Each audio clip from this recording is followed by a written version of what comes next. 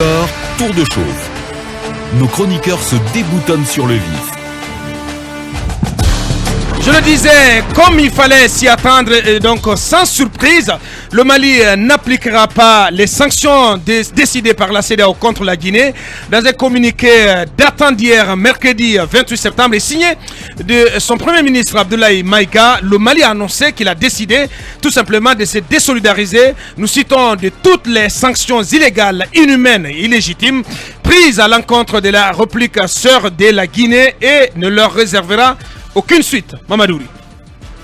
Oui, effectivement, c'est sans surprise puisque je crois qu'on est dans l'esprit de jumelage des deux transitions, celle malienne et guinéenne. Donc dans cet esprit-là, le gouvernement malien a réagi tout de suite après les sanctions appliquées contre la Guinée. Il faut rappeler que à l'époque, quand les sanctions de la CEDEAO... D'abord, Mamadou, je pense que on va demander à Mohamed Kaba finalement s'il est d'accord que ce ne sont pas des projets de sanctions. Non, laissez-vous terminer d'abord. Non, est-ce que d'entrée, on peut se mettre d'accord qu'on n'est plus au stade de projet de sanctions? Ce sont des sanctions. Monsieur...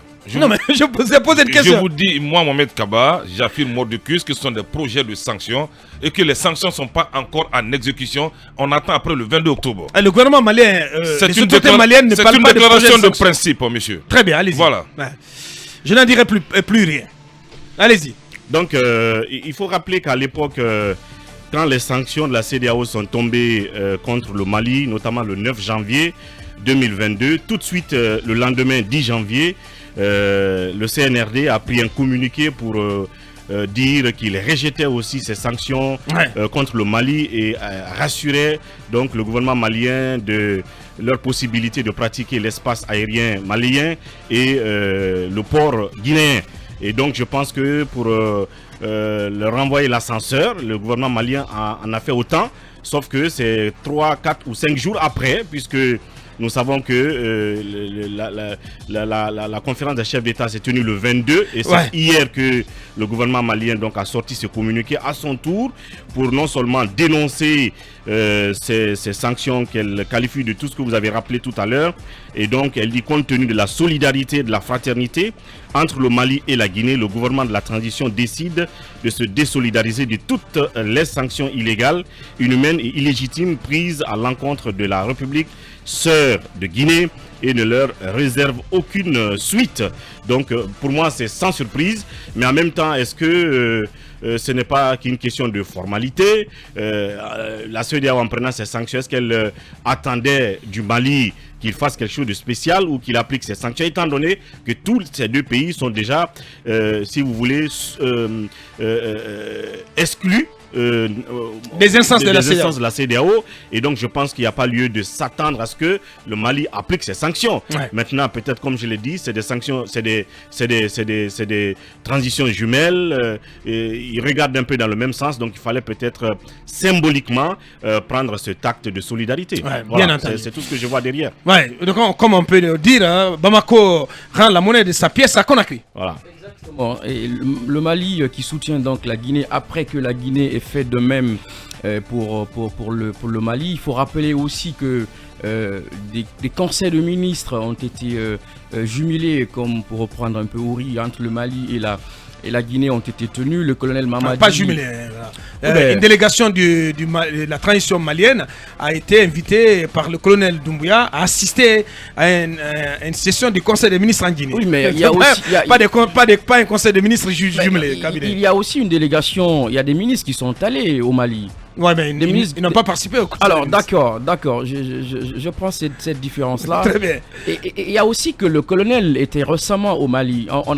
Il fallait donc s'y attendre que le Mali soutienne la Guinée. Mais il y a cependant un aspect qui me semble important. C'est le discours tenu par le Premier ministre malien et le Premier ministre guinéen à l'Assemblée des Nations Unies. Ces deux discours sont diamétralement opposés dans leur trame. Le Premier ministre guinéen a fait dans la pédagogie, quoique on peut contester, dans le soft power, quoiqu'on peut contester un peu les éléments mobilisés pour justifier par exemple les 36 mois, alors que le Premier ministre malien qui s'est choguelisé, pour reprendre Ouri, a fait plutôt dans l'invective. Je pense que Choguel Maïga n'aurait pas tenu un tel discours. Attention, Non, Shogel j'ose en a croire, tenu, j'ose il en a croire. tenu dingue, non, je crois. J'ose croire. Shogel en a tenu. Non, mais parce plus que dur. Abdoulaye Maïga, mais il a poussé trop loin les bouchons. Oui, Voilà, peuple malien. Non, mais- Allez-y. Donc, il y a une différence dans la tonalité des deux discours.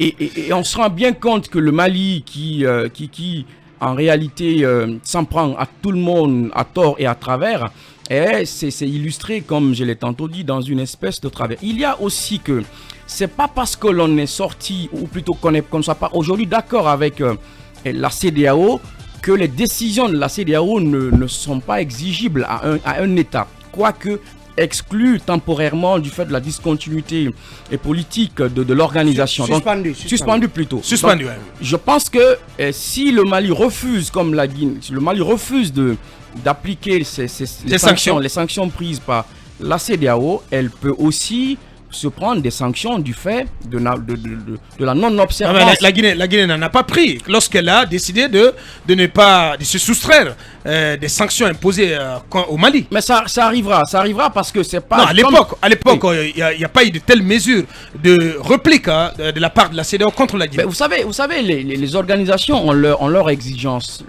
Quand on prend par exemple la Mauritanie, qui était le 16e pays de la CEDEAO, et elle est sortie de cette organisation-là. Donc, si le Mali et la Guinée ne peuvent pas observer les exigences de la CEDEAO, ils peuvent sortir carrément de cette organisation. Donc, il est exigé pour ces deux pays-là de respecter les décisions prises, surtout par la conférence des chefs d'État, qui est l'instance décisionnelle au sein donc de cette institution. Ouais. Et je suis tombé sur cette déclaration Aïdara, le président du Conseil supérieur de la diaspora malienne, qui a eu à tenir ce propos à Kourimale. C'était hier à la clôture de la semaine culturelle, artistique et économique entre la Guinée et le Mali, qui a été lancée sur initiative de l'artiste Salif Keita. Il a dit ceci: le Mali et la Guinée, un cœur dans un corps. Oui, c'est un peu... C'est très fort. Moi j'appelle un peu tous ces gens-là, notamment Salif Keita, ce sont en fait les relais sociétaux de cette envie, de ce projet de fédéralisme, effectivement, dont je ne crois vraiment pas. Je crois que c'est une tempête d'eau dans un verre. Bon, on peut dans un verre d'eau. Voilà, c'est une tempête dans un verre d'eau. On verra bien ce que ça donnera. Bon, les relais sociétaux, les propagandistes en usent un peu partout, et ceci rappelle un peu ce qu'on peut appeler le viol de foule. Ouais. Pour autant, c'est ce que tu qualifies de relais sociétaux. Ils semblent bien croire à leur projet. Kakoumba Diallo. Je pense que, à supposer que le Mali ait décidé d'appliquer des sanctions décidées par la CEDEAO contre la Guinée, quel est l'aspect sur lequel le Mali est important? Simplement l'espace aérien, pas plus.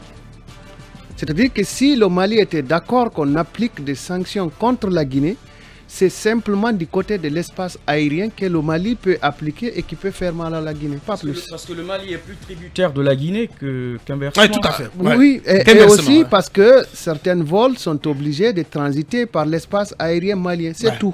C'est tout. Pour le reste, ça ressemble un peu à un gamin qui dit à sa mère: écoute, je ne suis pas content parce qu'il n'a pas plu dans le désert. C'est tout. Non. Oui, c'est tout. Moi, je pense que c'est un soutien qui n'apportera absolument rien de... Non, mais au plan diplomatique et au plan politique, ça a du sens à Koumba.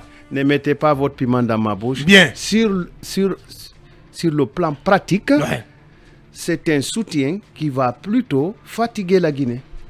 Pas plus. Dans quel sens? Parce que on va estimer que la Guinée brave la CEDEAO parce qu'elle imite le Mali, premièrement. Deuxièmement, on va estimer que les deux colonels qui dirigent la Guinée et le Mali se concertent pour braver la diplomatie internationale. Parce que si le Mali est incontrôlable du point de vue géographique, et vous ne me direz pas que le régime de Bamako contrôle tout le nord. Alors, pas du tout. Alors, les pays, les grandes puissances qui voudraient aussi voir la Guinée dans la même difficulté pourraient créer une pareille situation en Guinée. Ce n'est pas à exclure. Sékou Touré a souffert de la France. L'économie sous Sékou Touré a été complètement déstabilisé par les grandes puissances qui le contestaient. Moi, j'ai lu La Piscine, qui raconte même le fait qu'on ait introduit de la fausse monnaie en Guinée. Alors, il faut faire très attention en matière de diplomatie. Quiconque n'avance pas, il recule. Non, mais tu as finalement réussi à me convaincre. Abaka, un petit mot. Bien, Mohamed, oui, allez. Mohamed, tu dors, on ne dort pas en classe, Mohamed. Je dors pas, non. Il n'a pas dormi. Qu'est-ce qui se passe ce matin? Je dors pas du tout. Non, Tu as passé la nuit le où? moteur n'est pas allumé. Abaka, l'association des pauvres, c'est la misère. Oh là Tu es là. pauvre, je suis pauvre, tu es endetté, je suis endetté. On se retrouve au commissariat, on y reste tous parce que tu n'as rien pour me défendre. C'est ce qui se passe entre la Guinée. Moi, j'aurais voulu que Salif Keita et compagnie, puisqu'ils sont écoutés, puissent aider le Mali quand même à contrôler tout son territoire. Vous n'avez pas tout votre territoire. Vous voulez aller vers d'autres conquêtes. Mais c'est quelle affaire ça? Soyons réalistes. Le Mali, l'État malien ne contrôle pas son territoire. Mais pourquoi ce rêve tant en Guinée que tant au Mali? Ouais. Salif Keita est puissant. Qu'est-ce qu'il a fait pour réconcilier le Mali? Qu'est-ce qu'il a fait pour peut-être raccorder le nord au sud du Mali? C'est de l'utopie, sortons de ça. Ceux qui parlent aujourd'hui au nom du peuple malien et guinéen ne sont pas légitimes. Ouais.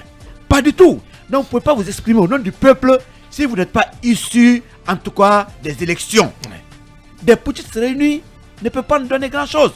Organisez les élections, laissez-nous en paix, et voilà, nous voulons bien respirer, bien vivre. Ouh là là. Voilà, il a sorti la machette. Allez-y. Oui, mais c'est que c'est une, La sulfateuse. c'est une machette qui n'est pas bien aiguisée. Lorsqu'on parle du Mali et de la Guinée, c'est une histoire qui ne date pas d'aujourd'hui. Mais la précision, elle est extrêmement importante. La transition malienne a l'assentiment du peuple malien. Mais la transition guinéenne, aujourd'hui, malheureusement, n'a pas l'assentiment du peuple guinéen. Faites bien de le dire. C'est un désaveu total aujourd'hui pour la jeune guinéenne. Oui, bien sûr. Imaginez le retour du Premier ministre par intérim. Il a été accueilli par une foule de l'aéroport jusqu'à sa résidence. Ouais. Ça veut dire que les Maliens ont adhéré à son discours qu'il a tenu au sein des Nations Unies. Tout à fait. Mieux sur le plan commercial. Le Mali utilise le port de Conakry. Nous avons des retombées au niveau de la douane. Donc notre économie est stable grâce au Mali. En partie. En partie. Il y a des denrées alimentaires qui transitent vers Kourimale pour Bamako. Donc bon, on a un intérêt commun avec le Mali. La République dont on souhaite, mon cher Akumba, pour la Guinée, la République dont on souhaite pour notre pays, c'est cette République associative. Deux pays qui s'unissent. Qu'est-ce que tu appelles les républiques associatives? Je vais vous expliquer. Deux républiques associatives. C'est un nouveau concept. Qui partagent les mêmes fédérale peines. ou associative. Associatives. Ou république associée. Qui partagent les mêmes peines. République associée, peut-être. Les mêmes peines, les mêmes choix, les mêmes bonheurs. Parce qu'apparemment c'est ça. La Guinée ne peut pas isoler le Mali ne peut pas isoler la Guinée. Donc c'est un discours classique d'ailleurs qu'il faut apprécier. Ouh là là. Oui.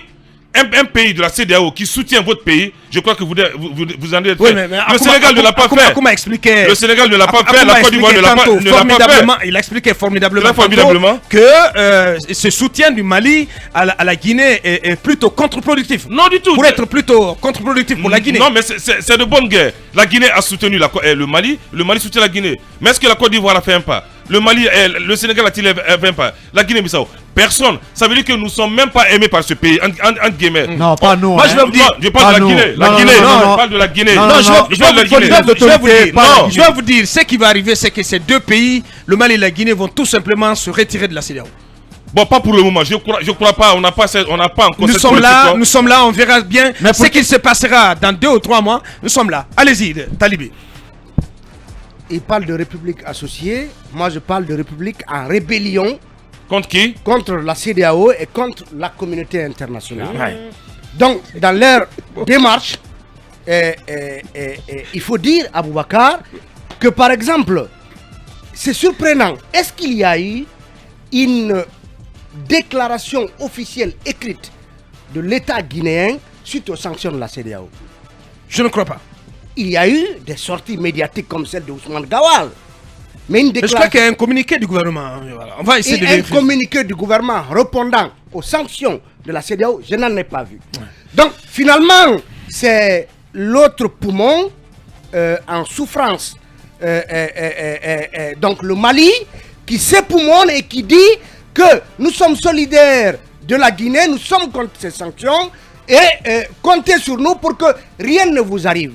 Mais le même Mali, certainement, a du mouron à se faire. Parce que de l'autre côté, le Niger, Ouri le rappelait hier, a pris une décision consistant à interdire ou à mettre fin, en tout cas à suspendre toute en tout cas transaction du Mali, du Niger vers le Mali.